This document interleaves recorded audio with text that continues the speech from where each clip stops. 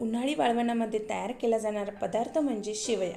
तर ह्या शेवया गहू आणि रवा यापासून बनवल्या जातात, ज्या की खूपच हेल्दी असतात। शेवयाची खीर तर सगळ्यांनाच आवडते, परंतु आज मी नवीन रेसिपी बनवणार आहे। व्हिडिओ शेवटपर्यंत नक्की बघा। नमस्कार, मी वैशाली स्वागत करते तुमचं वैशाली हाऊस ऑफ क्रिएशनच्या एका नवीन व्हिडिओमध्ये। इथे मी कढई गरम होण्यासाठी ठेवली होती आणि कढई गरम झाल्यानंतर त्यात टाकायचे 2 चमचे इतकं साजूक तूप आणि त्यामध्येच आपण ड्रायफ्रूट भाजून घेणार आहोत। तर इथं मी काजू, बदाम आणि मनुके घेतलेत। तुम्ही तुमच्या आवडीनुसार ड्रायफ्रूट घेऊ शकता। तर इथं परतल्यानंतर तुपामध्ये छान परतून घ्यायचे आणि काढून घेऊया एका वाटीमध्ये। ते काढल्यानंतर आपण त्यामध्ये शेवया भाजून घेऊया। तर इथं मी 1 वाटी इतके शेवया घेतल्यात। ह्या शेवया घरगुती बनवलेल्या आहेत, त्यामुळे याची चव देखील खूप छान लागते। आणि अशा सतत हलवत आपल्याला या शेवया तांबूस रंगावर भाजून घ्यायच्या आहेत। तर इथे तुम्ही बघू शकता रंग बदलला आहे, आपल्या शेवया भाजून तयार झालेल्या आहेत। तर इथं मी एका प्लेटमध्ये काढून घेते। जास्त करपवायचे नाही आहे, अशाच तांबूस रंगावर आपल्याला भाजून घ्यायचे आहेत। त्यानंतर कढईमध्ये आपल्याला टाकायचे 2 वाट्या इतकं पाणी। ज्या वाटीने आपण शेवया घेतो त्याच वाटीने 2 वाटी पाणी घ्यायचे। तुमच्या आवडीनुसार तुम्ही दूधही टाकू शकता किंवा 1 वाटी पाणी आणि 1 वाटी दूध असं देखील वापरू शकता। तर त्यानंतर मी इथं पाऊण वाटी इतका बारीक चिरलेला गूळ टाकून घेतलाय। एकदा चांगलं मिक्स करूया। गुळाऐवजी तुम्ही साखर वापरली तरी चालेल।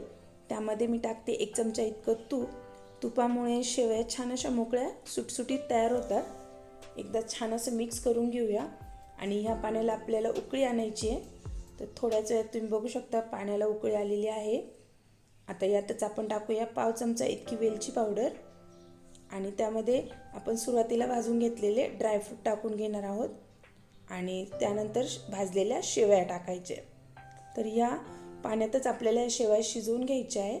तर एकदा छान मिक्स करून घेऊया आणि एकदा उकळी आल्यानंतर 5 ते 7 मिनिटांसाठी त्यावर झाकण ठेवून आपण शेवया शिजवून घेऊ।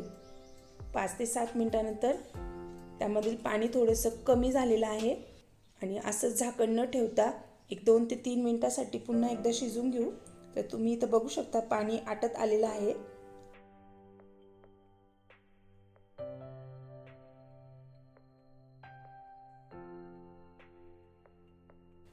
असंच पूर्णपणे पाणी आटवून घेऊन त्या शेवया पूर्ण शिजवून घ्यायच्या आहेत। तर इथं तुम्ही बघू शकता थोड्या वेळानंतर पाणी पूर्ण आटलेलं आहे आणि शेवया छान मस्त अशा तयार झालेल्या आहे, मोकळ्या सुटसुटीत। तर इथं आपण सर्व करूया। तर मुलांना टिफिनमध्ये देण्यासाठी किंवा नाश्ता म्हणून नक्की ट्राय करा ही रेसिपी एकदा।